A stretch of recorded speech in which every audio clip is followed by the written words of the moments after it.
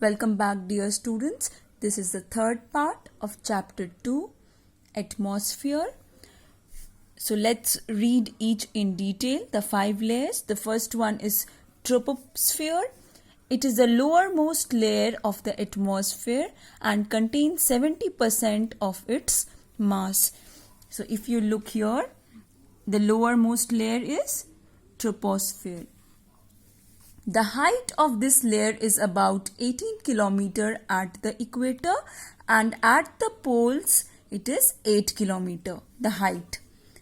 Next is the troposphere is the broadest around the equator.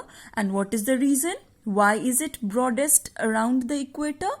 Because heat is transported to great heights by strong convectional currents. Therefore, troposphere is the broadest around the equator. Next is it contains dust particles and water vapor and is most important layer of the atmosphere.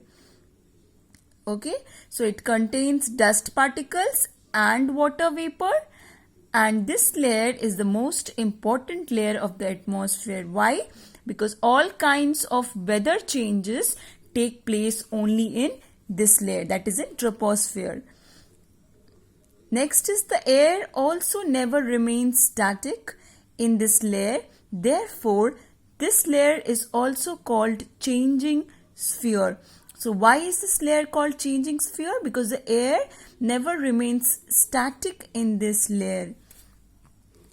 The layer separating troposphere from the stratosphere is known as tropopause. So the layer that separates troposphere from stratosphere, that is called tropopause.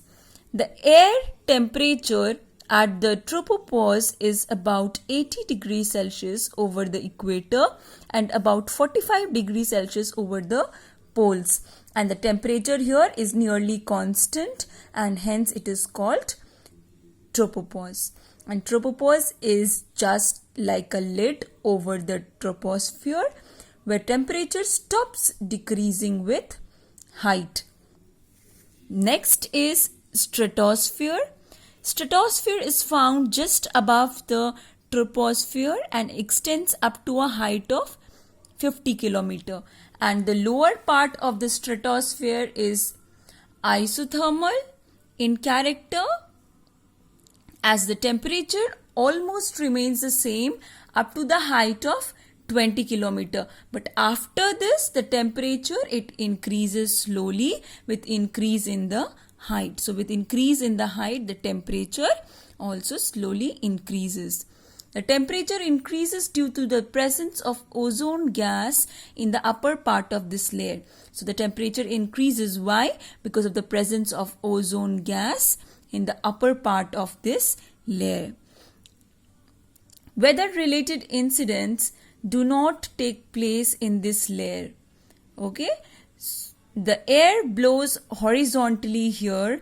Therefore, due to this layer is considered ideal for flying of aircraft over long distances. The upper limit of the stratosphere is known as stratopause. So the upper limit here was called tropopause in case of troposphere. The layer separating troposphere from the stratosphere is known as tropopause, whereas here in stratosphere the upper limit is called or known as stratopause. The stratosphere contains a layer of ozone gas. The relative thickness of the ozone layer is measured in Dobson units. The ozone layer is mainly found in the lower proportion of the stratosphere. So where is this ozone layer present? In the lower proportion of stratosphere, from approximately 20 to 30 km above the Earth's surface. And it acts as a filter for the ultraviolet rays of the sun. It protects us from sunburn by absorbing a large percentage of the ultraviolet radiation. And the depletion of this layer, that is the ozone layer, it can lead to serious biological damages in human beings, plants and animals. After the ozone layer, the temperature starts decreasing with increasing altitude once again. Next is mesosphere. It is a third layer of the atmosphere and spreads over the stratosphere. So you can see here, this is mesosphere. It extends up to a height of 80 km.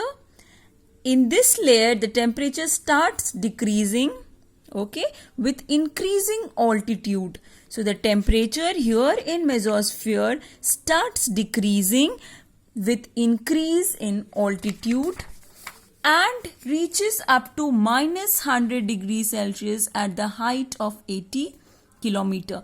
Meteors or falling stars occur in this layer, and the upper limit of the mesosphere is known as mesopause. Next is thermosphere, ionosphere. This layer is located between 80 and 400 km above the mesopause. So above mesopause, between 80 and 400 km, this layer is present. It contains electrically charged particles known as ions. So ions are electrically charged particles, and hence it is also known as the ionosphere. Radio waves transmitted from the earth are reflected back by this layer, and this feature has made radio broadcasting possible. How? Because radio waves are transmitted from the earth are reflected back by this layer, and this feature, it has made possible radio broadcasting. The temperature here starts increasing with increase in height as it absorbs various types of solar radiations, making it the hottest layer in the atmosphere. The thermosphere also protects us from meteors and obsolete satellites because its high temperature burns up nearly all the debris coming towards the earth, and hence protects us from meteors and obsolete satellites. It is further divided into many sublayers, and the different sublayers help in transmitting the low, medium and high frequency radio waves. Some of these sublayers are temporary, which may appear during the day and disappear at sunset. Next is exosphere. The exosphere is the uppermost layer of the atmosphere and lies between 400 and 1000 km.